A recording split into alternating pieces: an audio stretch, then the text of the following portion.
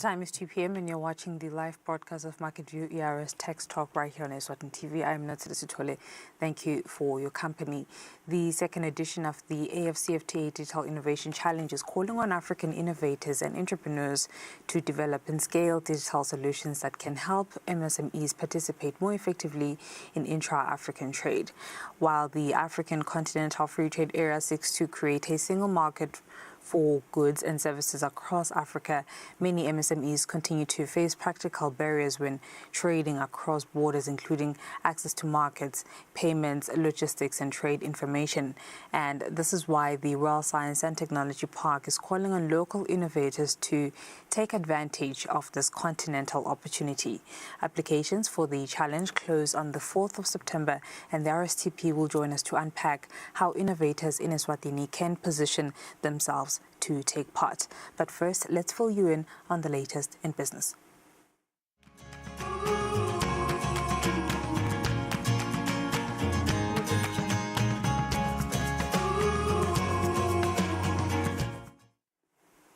In our business news, Lizinyane Harohana Sakizwe urges businesses in the fashion industry to produce high-quality, innovative clothing that can compete on the global stage.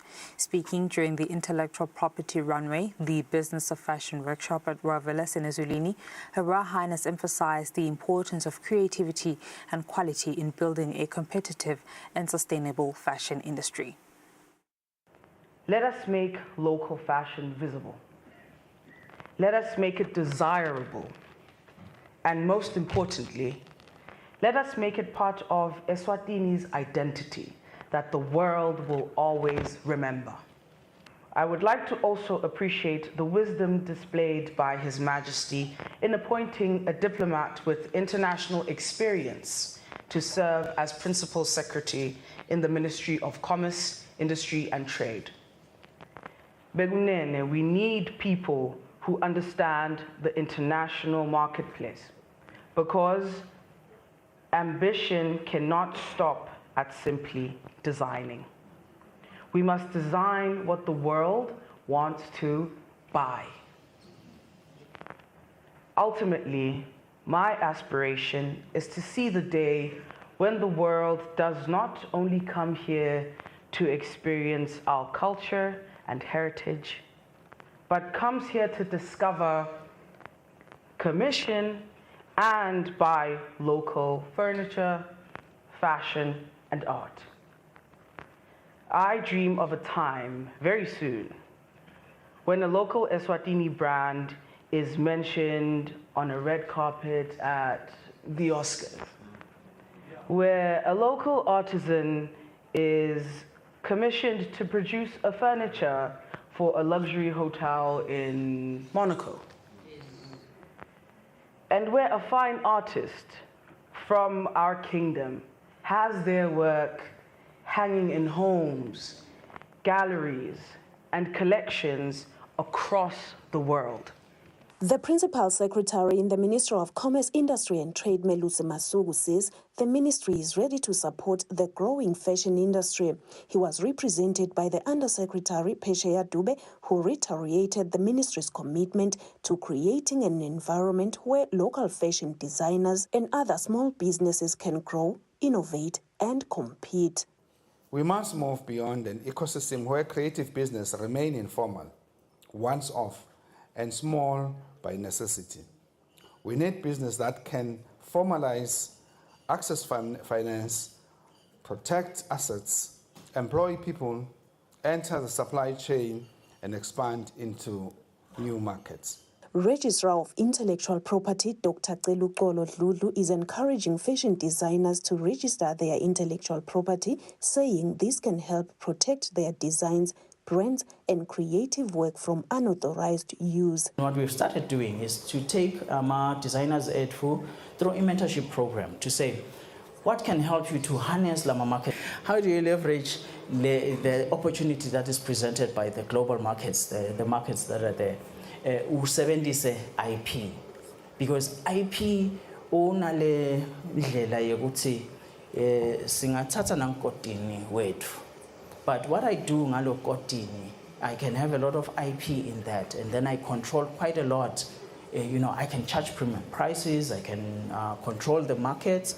IP plays a very important role in how you operate as a design. So the IP Runway program is actually for that, to mentor people on how one to develop a brand. The Director of Small and Medium Enterprises, Mluleki Dlamini, also shared his remarks emphasizing the importance of supporting small businesses and creating opportunities for entrepreneurs within the fashion sector. We are also going to support you with business management and idea generation and all others before we can talk about finance. Chairperson of A Peculiar People, Melusi Dlamini, urges government to provide more opportunities and support for small-scale businesses, saying greater access to opportunities can help local entrepreneurs grow and contribute to the economy. Respectfully request the government to please position public procurement as an engine for developing this sector.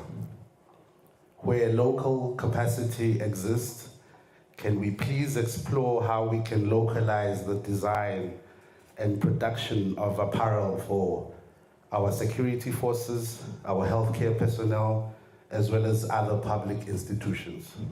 Businesses have been urged to go beyond creativity and embrace the business side of fashion, from protecting their intellectual property to expanding into new markets. Reporting, Nelson Langamandla, Vuminkosi Nzinisa, Ezulwini. The Minister for Finance says the ministry is expecting funding from various international financial institutions, with the payment of suppliers set to remain the government's top priority. The minister made the remarks while outlining the government's current financial position and emphasizing efforts to meet financial obligations. We are constantly working on our cash flow, and as I've mentioned now a few times, we are aiming to raise a total of 6 billion emalangeni this year. And there's the short term. Short term is just instruments on our treasury bills and treasury bonds. It looks like we'll be able to raise about 1 billion. Now, it was going to be early in the month, but now it seems towards the end of August only, when the money will come through. We're going to Johannesburg Stock Exchange to raise some money there. There are one or two other things going on, but the medium term, so now we're talking about money coming October, November, is a loan from African Development Bank and a loan from the World Bank for budget support specifically. And the reason why we go for that funding is, once again, it's the cheaper funding. There is expensive funding available for quick, but we're trying to avoid taking expensive funding as government, because obviously these things, it then starts, you send a distress signal into the marketplace. Everyone else then wants the more higher price. So we're trying to be as cautious as we can, even though the truth is, yes, we are pushing quite hard now to get budget support so that we can get all our bills paid. Government constantly running on a basis where we are behind on paying for capital projects, behind on paying suppliers. It's just bad business for government. Price of goods go up. The suppliers not being paid on time means they can't pay their people on time. It's got this whole domino effect of bad behavior in business. So as a government, really, we're desperately trying to get to a point where we can do good business as government. And the moment we can do good business, it means we can then demand the right prices as government. We can then expect people to pay their taxes on time.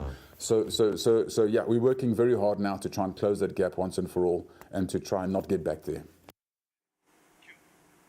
And that is your business brief this afternoon. Stay tuned for a conversation with the Royal Science and Technology Park after this.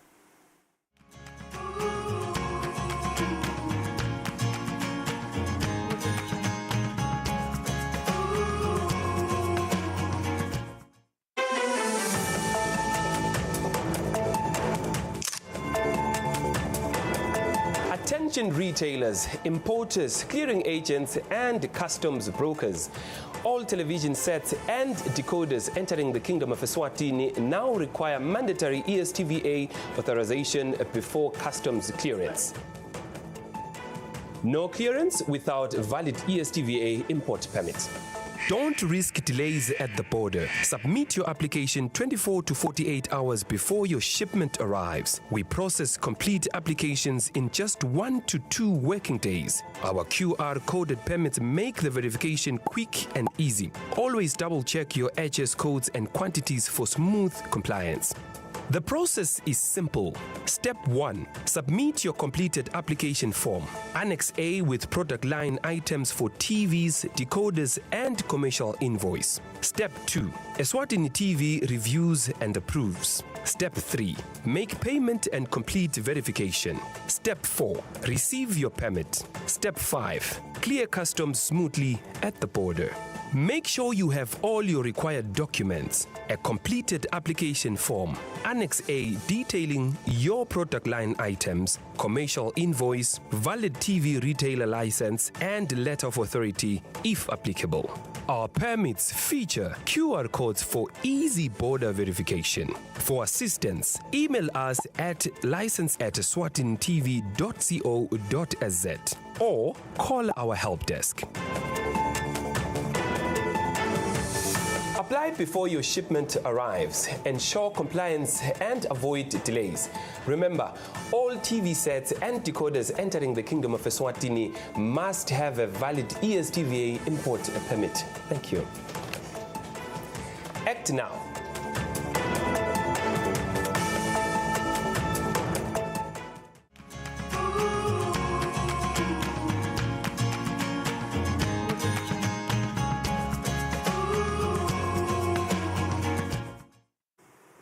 Welcome back. And moving on with the program, the Royal Science and Technology Park is calling on innovators and entrepreneurs to bring forward digital solutions that can transform how African micro, small and medium enterprises trade across borders under the African Continental Free Trade Area, that is the AFCFTA. This is an opportunity for innovators to turn their ideas into practical solutions that can make cross-border trade easier, faster and more accessible for businesses across the continent. We're now joined by the Senior Communications Officer for the RSTP, Senzo Malaza, to unpack this opportunity and how local SMEs can get involved and benefit. Mr. Malaza, good afternoon. Thank you very much for your time. Start us off with this maybe. What is the AFCFTA Digital Innovation Challenge and why is it an initiative that is particularly important for local SMEs and MSMEs to participate in? Good afternoon, Natsile, and to the viewers at home. This is an initiative that is meant to assist the African continent, particularly the youth, give them an opportunity to come up with solutions. As the African Continental Free Trade Agreement is difficult to implement due to things such as maybe the lack of technology to allow for trade, intra-Africa trade, then it was realized that maybe let's look for homegrown solutions from African citizens across the continent. Hence, this initiative to say, let's throw the challenge at our people across all the countries in the continent. And Eswatini is one of those countries that have been given the opportunity. You remember that we become members of certain bodies within the continent and probably in other parts of the world as a science and technology park. So that then exposes us to such opportunities. So as a member of an organization known as AfriLabs, we were also invited to share this information to locals. And as we have been doing with the recently ended, I would say, Startup World Cup, the regional competition, we also saw this as an opportunity that is going to expose young people from the kingdom and expose innovators to maybe come up with solutions on their own, but also they can also reach out to a network, to the different networks that they may have to jointly come up with a solution.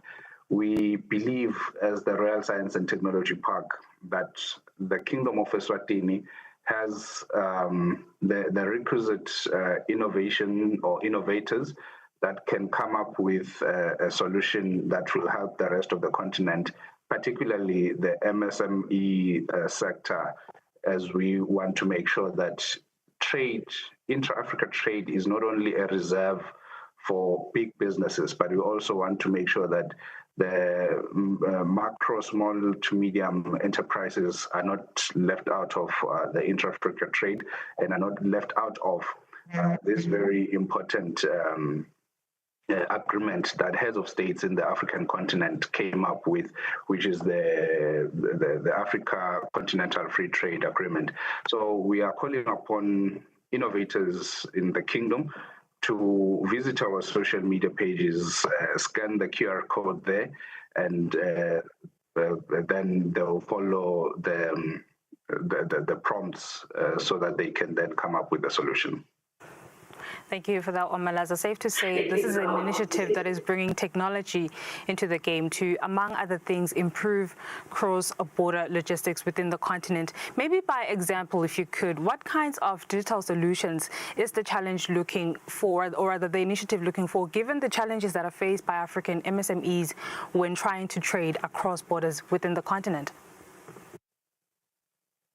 Natalie, you remember that the country has e-commerce solutions that the Ministry of Commerce, Industry and Trade, together with that of ICT, are actually looking at sensitizing the public to use. So we are looking for similar solutions, e-commerce solutions, where a trader, an MNSE, can actually market their products across the continent. They can actually, there could be a payment solution for those MSMEs.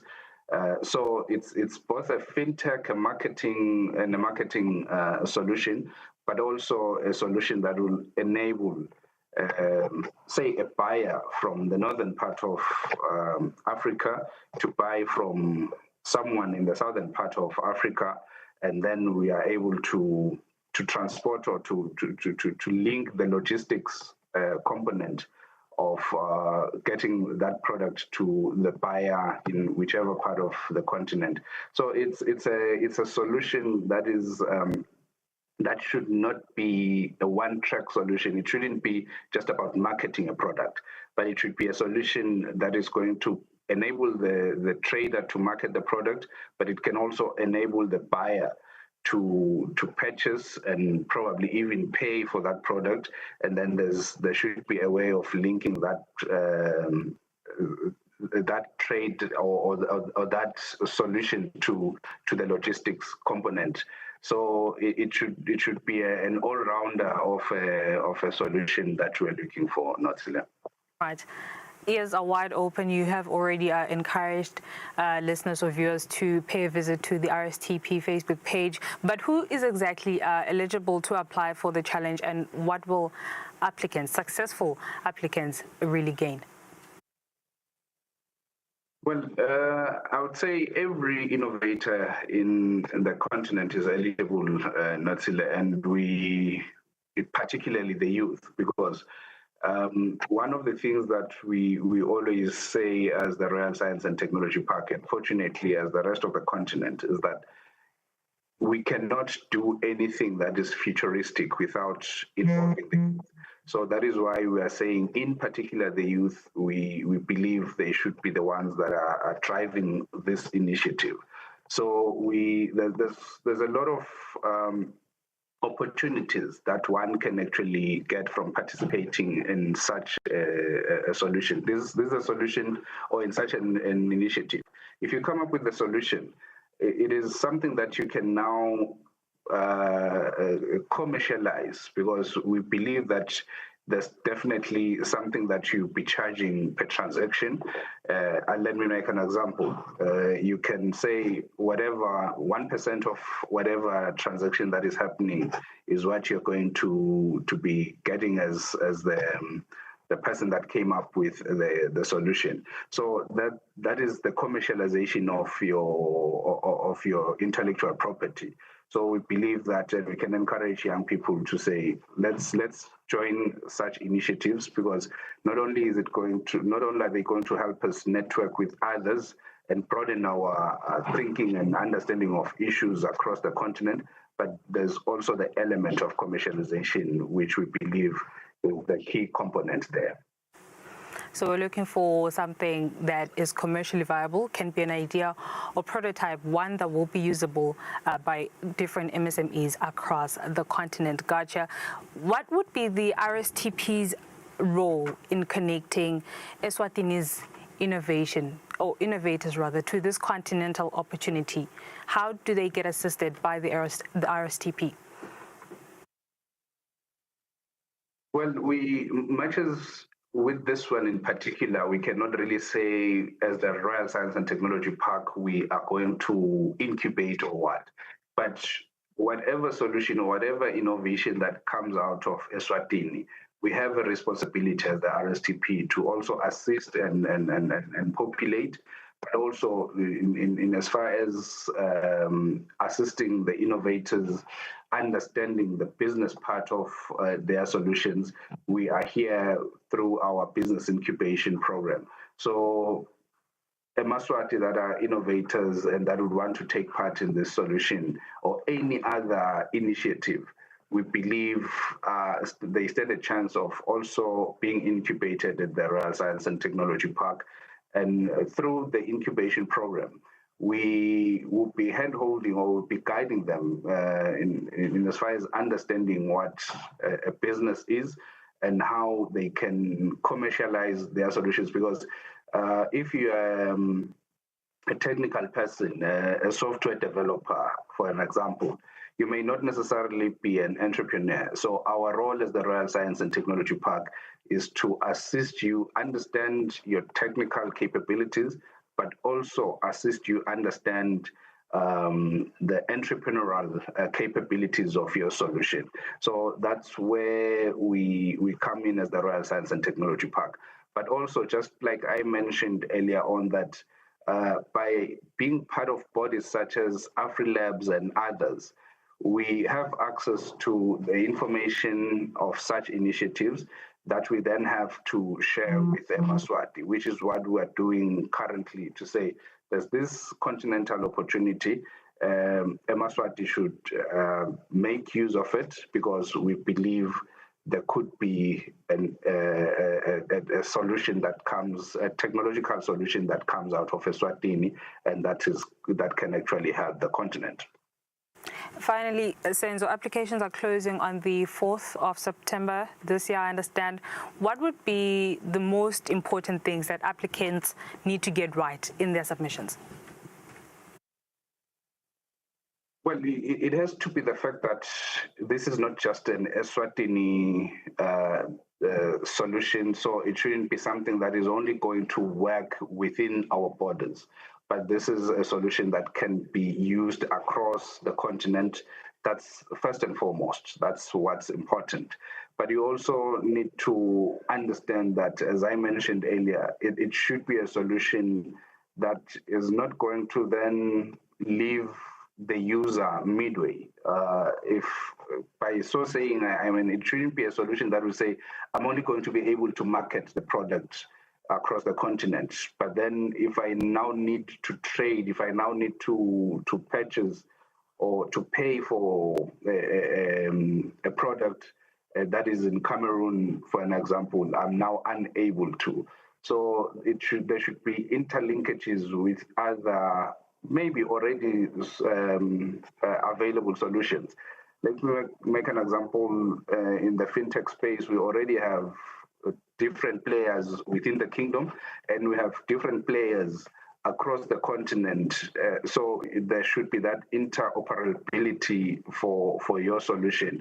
So those are the things that innovators should look for and should try and make sure that they address.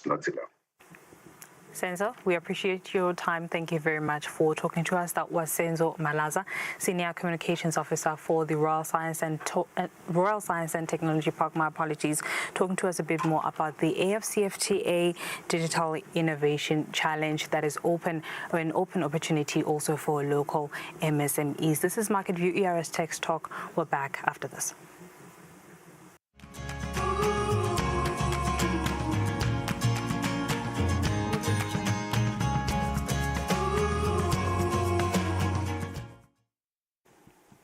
Right, and moving on to our market analysis segment, in-house economist Anela Sibia joins me in the studio. Mr. Sibia, good afternoon. Fourth trading day for the week. What's on your radar?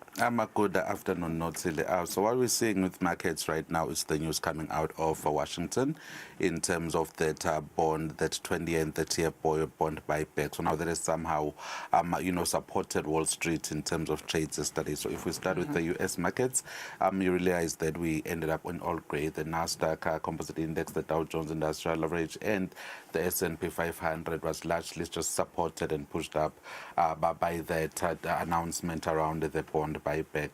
So you see the S&P 500 is up 16 points, and the Nasdaq Composite Index was up 41 points at close, and the Dow Jones Industrial Average was up 119 points at close. But right now we were watching the futures market, just really flatlining around the news of economic carnage and isolation that President Trump is purporting to take on against Iran. And then moving on to Europe. So Europe is on edge around the oil figure, the oil prices. So earlier on in the day, we saw a bit of some rebound in the European markets following that U.S. Treasury bond buyback yield, buyback method, and pushing up the bond yield curve there. So we saw Europe coming up, but then earlier on today we're seeing Europe on a losing streak, losing 19.47 points in London, and Frankfurt in Germany lost 104 points at midday, and